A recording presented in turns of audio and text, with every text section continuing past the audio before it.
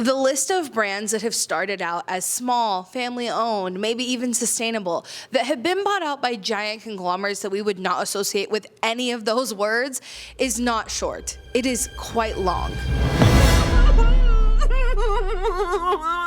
And I want to explore why that is. Why do these small, sustainable, family-owned businesses keep selling out to these huge conglomerates? Why does that really matter? Just because they're owned by someone else? Like, what does that got to do with me? What does that have to do with the brand that I'm actively supporting? Are they like a whole different brand now? How do they operate? Like, how does a parent company versus a regular company that I'm used to supporting? What does that structure even look like? And why should I care?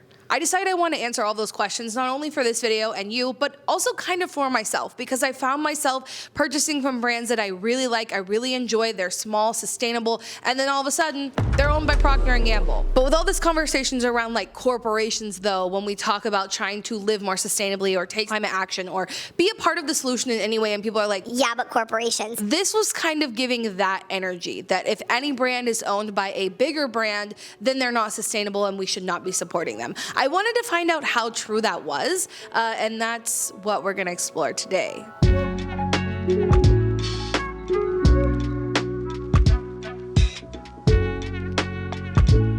I said the list of small, sustainable, family-owned businesses that sold to conglomerates is not small, it's quite large. I'm gonna give you some of the most notable ones. For number one being Whole Foods. Whole Foods, the sustainable grocery brand that sought to bring people more healthy, fresh, sustainable, like locally grown food. Fun fact, started in the city where I live. The Whole Foods started in Austin, Texas, and is now owned by Amazon.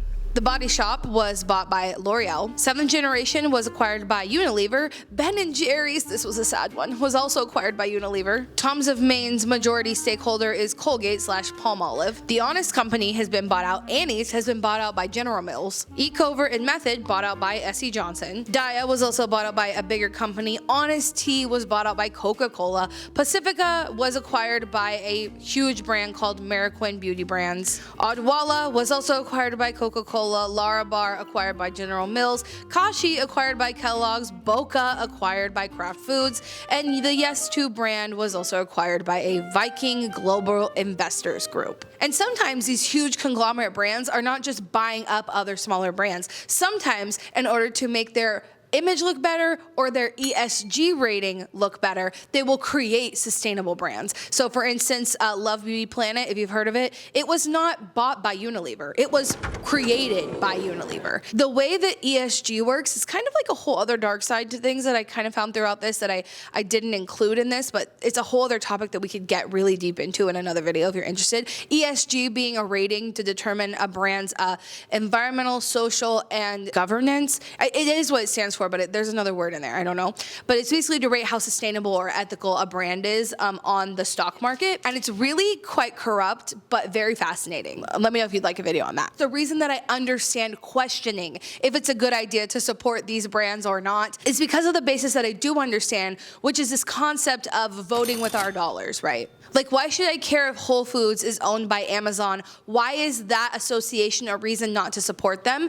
And I think the answer is, as environmentalists, as people who care about sustainability or the planet or just like ethics in general, the only way that we really feel that we can participate in saying what we do and don't like and the way that we vote every day is with our dollar. And I have since come to understand like that concept, voting with your dollar, as a little bit like short-sighted. It's not the full picture. I don't think it's everything, but it is important to me to spend my money in places where I ethically agree with where my money is going. And when you talk about things like Whole Foods being owned by Amazon and understanding how destructive Amazon is as a business, when you give money to Whole Foods, some of that money goes back to Amazon. And that in and of itself is voting with your dollar that you support this larger brand. I understand that concept. I don't love lining the pockets of Jeff Bezos when I'm buying groceries. No. And so I understand that concept, but I think there are deeper reasons that we need to understand about how these brands becoming so large or being bought up by bigger brands or supporting these brands, what we're supporting, which I found through researching for this video. And I just want to say really quickly that I have been loving these essay style videos where I dive deep into researching these topics for days. It takes me to put these videos together. So if you like it, make sure you give it a thumbs up, subscribe to stick around and see more, and let me know what other type of topics you'd like to see in the future. If you haven't heard the story about how one dude's honey hobby turned into a brand that was bought out for millions by Clorox, get ready, buckle up, here we go. In the 1980s, a photojournalist, which would be referred to as Burt's Bees, picked up a woman by the name of Roxanne Quimby, who was an artist in Maine at the time. This was shortly after Burt decided to move out of the city, took out his life savings, and moved to live off-grid. He picked up this woman, and they became an item. In the early days, Burt was literally selling honey from his truck, like that's how small this operation started off as. But after he met Roxanne, she came up with an idea to also sell the wax from his honeybees, from the honeycombs. He's making honey, there's also beeswax. Let's make something out of the byproduct of this. That is a sustainable thing to do. But fast forward to 1991, Burt and Roxanne officially incorporated the company, and as the business grew, they continuously sought new ways to utilize the beeswax, which led to an expanded product line. Then Burt had a little affair with an employee, and they decided to split ways. But because the business had now gone from like Burt selling honey out of the back of his truck to him and Roxanne both being in business together, they had to split up the brand. The most wild part of this is that Roxanne paid Burt out $130,000 for her to take over the operations, only for her to turn around a few years later and sell a majority investment of Burt's Bees to an investing company for $173 million, and that company would go on to then be sold to Clorox for just short of $1 billion at $925 million. $925 million for selling chapstick is wild to think about. But that story is really interesting to follow someone who was doing something on a small and sustainable level all the way up to being a nearly $1 billion company when they were sold to Clorox. And I don't know about you, but supporting a brand that literally their whole claim to fame is that they kill everything, like Clorox bleach kills everything. That's their whole thing. I don't know that that's necessarily something I would want to support at first glance. Let me know if you feel differently. And then not to mention that P&G tried to buy Clorox, and the Federal Trade Commission said, that sounds like a monopoly. Let's not do that. These things just continue from selling honey in a truck all the way to the point where the federal government is saying this is a problem. I find that to be very fascinating. And I have to say, well, before we get off of the topic of small, sustainable, family-owned brands that have kind of made it to big box stores and since been bought out by these huge, giant conglomerates, that somehow Dr. Bronner's is still on most mainstream shelves right now, and they have not been bought out by anyone. It's interesting. I would love to hear their story on how they did that. So at this point in my research, I'm still wondering, okay, but what's so bad about P&G and Unilever? I understand that our economic structure kind of breeds this sort of a thing. They're just doing what the market is allowing them and what our regulations allow them to do. What's really wrong with that? And I think the answer is really their awful acts against humanity, human right violations, environmental destruction. That's really the answer of why when a brand that you think is sustainable gets bought out by these huge conglomerates that are guilty of awful, awful things, you don't want to be supporting them. So just one of the reasons that I personally would feel slighted if I bought a brand that I thought was sustainable and ethical and then found out they were owned by P&G, one of the reasons that would bother me is because in 2016, the company was called out by Amnesty International for failing to ensure its palm oil suppliers in Indonesia did not exploit workers. Some of these violations included hazardous working conditions, child labor, and exposure to harmful chemicals. According to a report from Influence Map, P&G spent significant amounts on lobbying efforts against climate-related regulations by channeling funds into trade associations which oppose stricter environmental regulations. Companies can exert influence while keeping a distance from direct lobbying efforts. More on that later, but that is one of the things I learned about P&G and why I wouldn't want to support them. But what about Unilever? In 2016, it was revealed that workers in Unilever's tea plantations in India faced living and working conditions that were deplorable, with allegations of sexual harassment and unfair wages. The claims became significant enough to lead to a lawsuit against the conglomerate in London. However, Unilever settled the case out of court in 2018 without admitting liability. And Unilever has also been involved in lobbying the European Union to sway regulations and legislation in their favor. Nestle has probably one of the most extreme examples. If you haven't heard about it, I'll give you the rundown. The US Supreme Court performed decisive action against companies that own large stakes in the chocolate industry, in particular those that purchase cocoa from the Ivory Coast in West Africa. Nestle in the early 2000s launched a PR campaign promising they would end forced and coercive child labor in 2005. However, they failed to do so and remain the third largest buyer of cocoa originating from the Ivory Coast region. More than 40% of the world's cocoa supply comes from the Ivory Coast, which is a reason that Save the Children Canada estimated 15,000 children between the ages of 9 and 12 had been coerced or sold into slavery on West African cocoa farms. Yet Nestle continues business as usual. One of the other worst ones I read about was Coca-Cola and how they essentially are just drying up water resources all over the world. With nearly 3 liters of water needed to produce 1 liter of Coca-Cola, this has led the company to taking control of aquifers worldwide, which are crucial water resources for many communities. Coca-Cola set up a bottling plant in Caldera in 1999, which is recognized as a desert state, Caldera being a small village with a semi-arid condition. And post-Coca-Cola's establishment, a significant decline in water levels was observed, impacting irrigation and crop sustainability. After the plant's operation, water levels decreased by nearly 10 meters in 5 years. I don't know about you, but I feel that the things that these parent companies are guilty of is pretty dark. But my question is, how do these companies operate, if that makes sense? So when we're talking about things like Unilever, and we're talking about something that they own, like Ben & Jerry's, what is the association there? Does Unilever start producing these goods for Ben & Jerry's, and now when I buy Ben & Jerry's, is it contributing to water scarcity, to infants dying, to contamination of people's homes and air and water and soil? Is that how that works, or is it just to the extent of when I put money into Ben & Jerry's, Unilever is getting a cut of that? I needed to understand how the structure of these businesses changes once they're bought, and I put together the best explanation that I could. If you've been watching this channel for a while, you know I am a data nerd and a supply chain nerd. I love that stuff. And so there are 2 different types of supply chains that these parent companies usually have, which is centralized and decentralized. So centralized would mean that the corporation sources materials or products for all of the subsidiary brands or business units from a central point. So if it was a centralized supply chain, Unilever, the biggest brand, would be growing and supplying the tea to subsidiary brands. And then when you're buying Honest Tea, yes, you're literally supporting the human and child exploitation that Unilever is using in growing the tea leaves. Does that make sense? This allows for economics of scale, businessy terms, as well as better negotiation power with suppliers and consistent quality control. We'll come back to that because I find it interesting that this is considered a good thing, that the bigger the brand gets, the more they can essentially control the entire market of a good.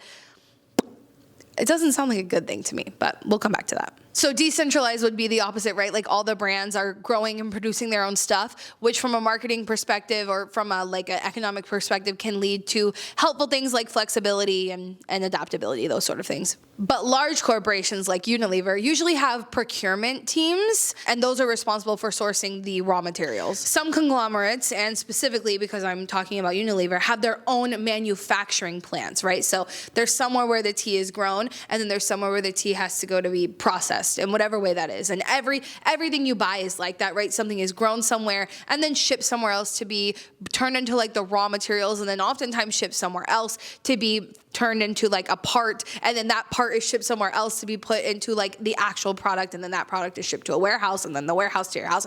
It's a lot of shipping and manufacturing going on. But in terms of Unilever, they do own manufacturing plants, and so in that case, what that can look like is a bunch of the different brands that they own are manufactured in the same location. If they own a bunch of different things like beauty brands, all of those beauty brands are able to use this facility, this manufacturing facility, and so it's a benefit to them to be able to do that. So let's dive into the meat and potatoes of this video, if you will, and discuss why these brands may be things that we want to avoid. A lot of it comes down to their need to consistently maximize profits. When we're talking about a brand as big as Unilever, when you think about the way that they have to keep their little ticker on the stock market always going up, they need to always be maximizing their profits, which often means minimizing their costs. And that is why you end up seeing things like child labor, like pollution, like extraction beyond what is okay, because they need to extract as much as they can to keep that line moving up. When these brands are continuously trying to maximize their profits, so they move into lower socioeconomic like areas where they can take advantage of people.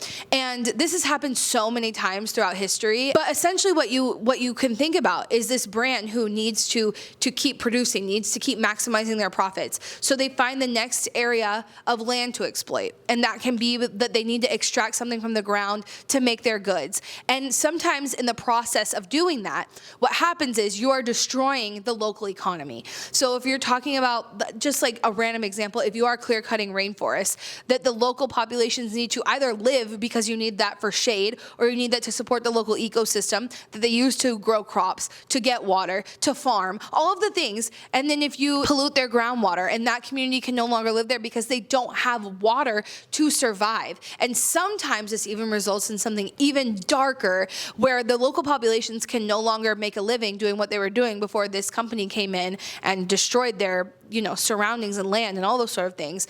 They end up having to work for the brand because the way that they were making a living before is no longer an option to them because this brand came in and destroyed their ability to make money. And not only that, but when you buy it and you vote with your dollar and you put money in the pockets of these bigger conglomerates, you're saying that all of the things that you don't see, all of the environmental impacts by those parent companies that you don't actively see happening, but you are financially supporting. These small brands are not driven by investors to maximize profits at all costs. Smaller brands don't have that same pressure when they're not public. When these huge brands that are public buy up all of these smaller brands, all of a sudden, all of these brands are going to need to take these shortcuts to keep that ticker moving up. Does that make sense? The other problems with these brands getting so big is that when your supply chain gets this big, it becomes nearly impossible to actually regulate it properly and make sure that you are avoiding human rights violations and destroying the planet. I don't necessarily think that these brands care,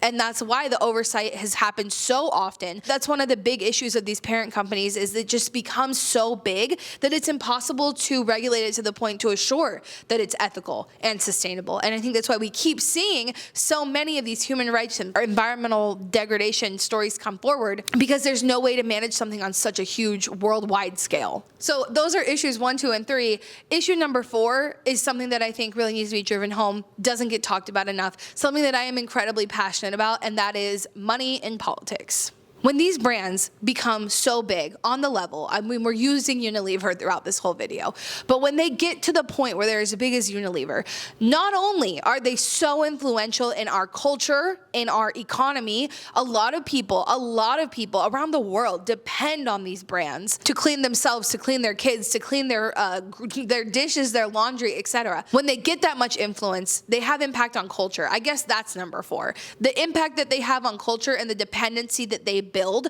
once they get to being that big, I think is an ethical concern in and of itself. But the thing that I really wanted to drive home is the money in politics, because it's something I'm incredibly, incredibly passionate about. And I think it's worth all of us keeping in mind that once these brands get big enough, they have the money, they have the power, they have the influence to change the way that our lawmakers make laws. And I want to say on the top that there is something that we should all be aware of. But I've been a part of working against getting this decision repealed for a long time. And it's a court case called Citizens United. It's a Supreme Court case in which essentially the outcome of this court case was that corporations are people and money is speech. I say that, I know it sounds flippant the way I say that, but it really is what decided that these huge brands, these huge, like, not just things that we're talking about today, like parent companies, we're talking like oil companies, billionaires, huge businesses, are now allowed to contribute to campaigns of our public officials that are meant to represent us. These people can now donate large sums of money to their campaigns. And the Supreme Court decided corporations are allowed to give money because they have personhood. And they're allowed to give money because money is speech. What could go wrong?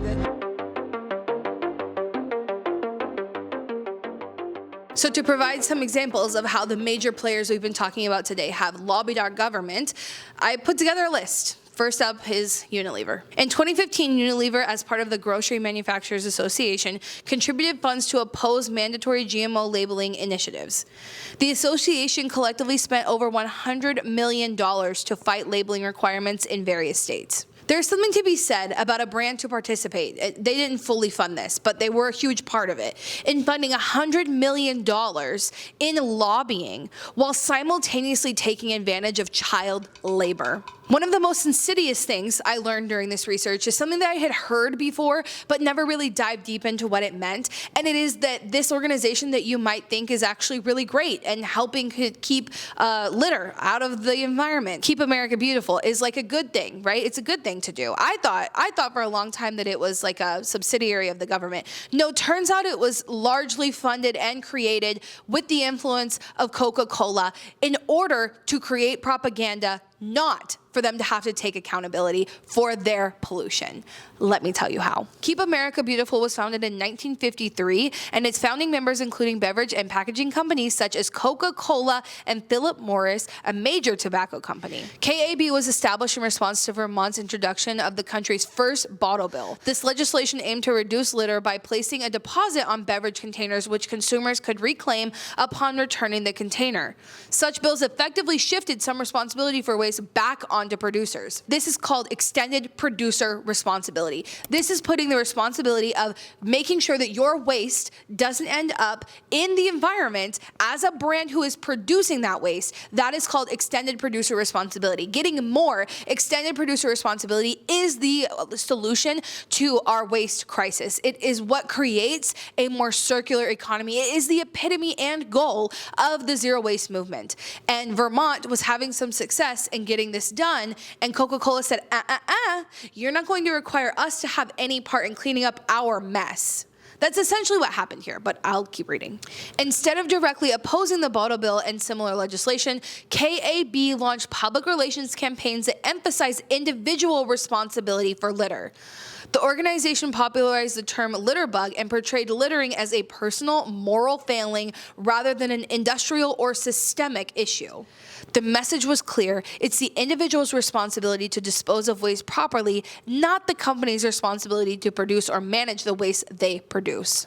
And the reason I had heard about this, and one of the ways that this has kind of entered my realm of like awareness, is because of an ad that they ran with a Native American back in the day that I am guessing at the time was perceived as like a good thing, or like at least socially acceptable, and looking back at it now is like unbelievably cringe, and just like it really makes me kind of anxious. It makes me feel a little bit sick. I'm not gonna lie. This shit is so crazy. One of KAB's most famous campaigns featuring the Crying Indian ad in the early 1970s. In the commercial, a Native American man shed a tear after witnessing pollution and littering. The message was powerful and clear. Littering harms the environment, and it's up to individuals to stop it. The ad did not address the role of corporations in producing the waste.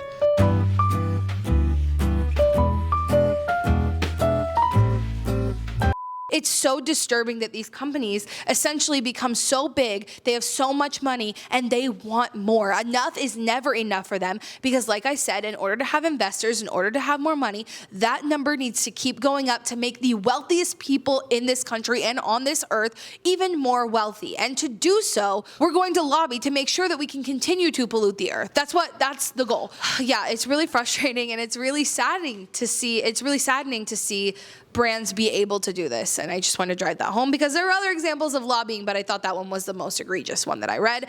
But for P&G, in 2016, P&G, as a member of the American Chemistry Council, lobbied against the Toxic Substances Control Act that aimed to regulate harmful chemicals in household products. The council spent millions in lobbying efforts to shape the legislation in their favor. The ACC spent over $15 million on lobbying in 2016. And I think it should be really disturbing that any of these brands, Unilever, Coca-Cola, P&G, are able to spend millions and millions of dollars to oppose legislation so that they can continue to see those lines go up instead of paying people, instead of adding to their supply chains and making sure they're not exploiting children in their supply chains, to make sure they're not just clear cutting forests and never caring about what happens to it after they're done with it. They could spend money in so many better ways to help humanity, but unfortunately, the system that we live under breeds this type of activity. The system that we live under, the economic system that we live under, to maximize profits and minimize the costs to the corporation. They're doing what the system tells them to do, essentially, to be honest.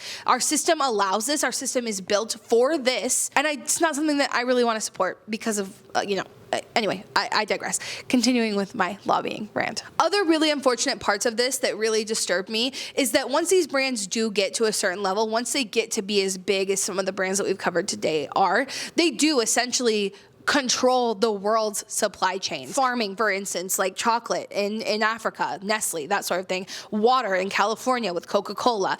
Tea plantations in India with Unilever. They control these things. And so a lot of times when we're talking about these brands and why I wouldn't want to support a company this large is because they control those things, and so they're able to get these products as cheap as they can. Since they control the market and they buy so much of it because they're so huge, they're able to get things at such a lower cost, and all of the shortcuts we've talked about today that they take allow them to have the lowest cost possible, which basically makes it impossible for other smaller brands to compete with them. Throughout the pandemic, we really saw a shift of people also depending on these large businesses because they were the ones who had infrastructure big enough to exist through something like this. And through COVID and moving back to Austin from San Antonio, like literally every single one of my favorite small businesses that was my favorite when I used to live here no longer exists. It makes it very hard to exist as a small business when these smaller sustainable brands continue to get gobbled up by these conglomerates who control the market and make it impossible for anyone else to exist. All that to say, I do my best to avoid parent companies in most things.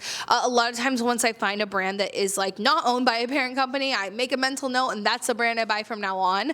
We talked about Dr. Bronner's, but there's also a lot with food, some with body care, like the shampoo I use plain, not owned by anybody. Miyokos, the butter I always use, not owned by anybody. I make mental notes when I find the things that are like safe for me to support and stick with them.